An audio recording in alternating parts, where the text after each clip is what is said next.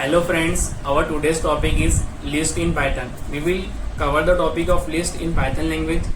The flow of our presentation will be we will cover detailed concepts with examples and practice question at the end so that we can master the topic list in Python. Now moving forward, let's dive into the topic list. So in Python, a list is like a treasure chest filled with goodies inside square brackets. It means that a list is represented with the help of square brackets. List keep things in order, can be changed whenever you feel like, and can hold all sorts of different stuffs. Means you can store in list different types of data types value. For example, you can even stash list within list like a list section. Let's see it in action. For example, here we had a list with the name mylist equal to 1 comma hello comma 3.1 for true. So as you can see in the list, we have different data types value: string value, integer value, float value, and boolean value.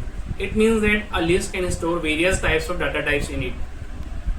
Now let's dive into slide 2, where we will explore indexing and slicing in detail. As we know that indexing starts from 0 in list, and Python also support the concept of reverse indexing, which starts from -1. So here's a fun fact that indexing actually starts at 0, and if you count from the end using negative indices, it's like a cool reverse game. For instance, my list 0, it will face the first item of the list, while my list parenthesis -1 gives you the last one element of the list. Now let's talk about slicing. So what is slicing? When you want a part of a list, you do slicing. You are basically creating a mini list from the given list from start to end -1. How slicing will be done? As you see in the example, my list, in the parenthesis we had written 1:3. So it will face the element of index 1 and 2. Exciting stuff, right? Now moving to slide 3, where we will explore list operations and functions in detail. There are various types of operation which we can perform on list, and functions too. Some of the most famous operations which can be done on the list are as follow. For example, append item. If you want to add any item in list, with the help of append operation you can add. For example, this adds an item to the end of the list.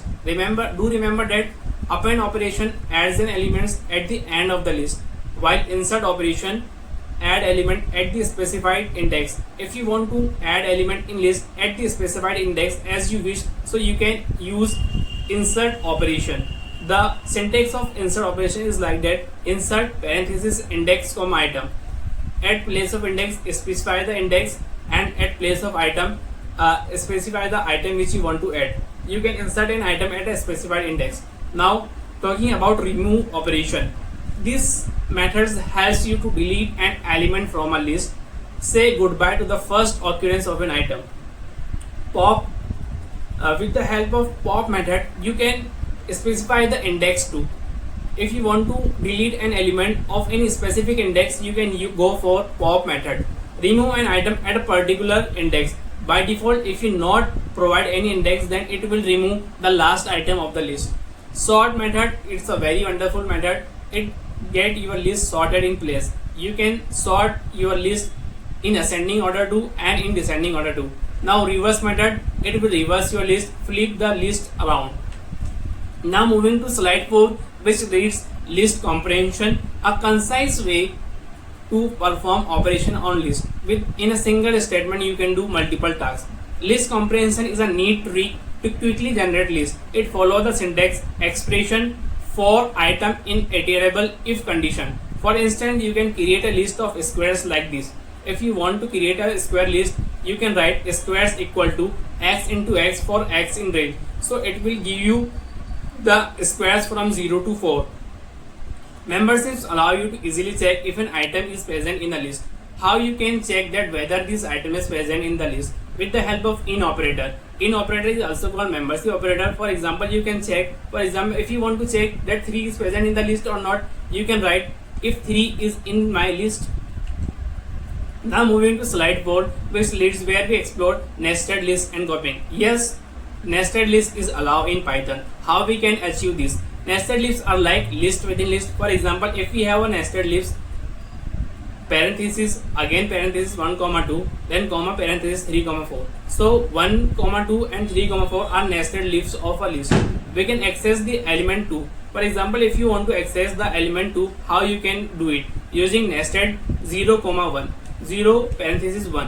When it comes to copying list, you can copy the list too. Remember to use list.copy. For copying a list, we have an operation list.copy, or slicing. With the help of slicing too, you can copy an element. For more complex nested structure, consider using deep copy from the copy module. Now it's time to practice some question. So the question number first is, we have to create a list of numbers from 1 to 5 and we have to print it too. So let's suppose our list name is numbers. So we can write numbers equal to parenthesis 1 2 3 4 5. Then we can print numbers. So it will directly print our list. You can check its data type too with the help of dot type of method. Now moving to question 2, which say access the third element in this list. Suppose we had given a list, my list equal to 10, 20, 30, 40, 50, and you have to access the third element. So with the help of index we can access this. We can write print my list parenthesis 2. So you are getting confused that we are providing the index 2, but do remember that indexing in Python is start from 0. So we are providing the index 2. It means it will fetch the third element of the list. So the output will be 30. Now moving to next question, which say append 100 to this list. We have to add an element 100 to the given list. The given list is numbers equal to 5, 15, 25. Now we add the element 100 with numbers dot append 100. This will add 100. Now we will print numbers. So you can see the output is 5, 15, 25, 100. Do remember that append method add elements at the end of the list. Now moving to next question, which say remove the element 40 from this list. So it is saying that you have to delete an element 40 from this list. The given list is nums equal to parenthesis 10, 20, 30, 40, 50. So with the help of remove method we can achieve this. We write nums dot remove 40. We will specify whatever be the element we had to remove. Then we print num. So as you can see in the output, the list output is 10, 20, 30, 50. You can see the 40 is removed from the list. Now moving to next question, which says question number 5, sort the list in descending order.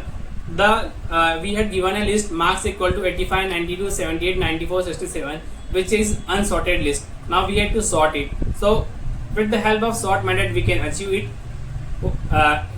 Like here marks dot sort reverse equal to 2. Do remember that it's given in the question that we have to sort the list in descending order. So we set reverse equal to 2. Then we print marks. As you can see in the output is 94, 92, 85, 78, 67. The output is in descending order. But suppose if you want to sort the list in ascending order, so you set reverse equal to false and then print the marks. So the list will get you in ascending order. That's it from my side. Thank you.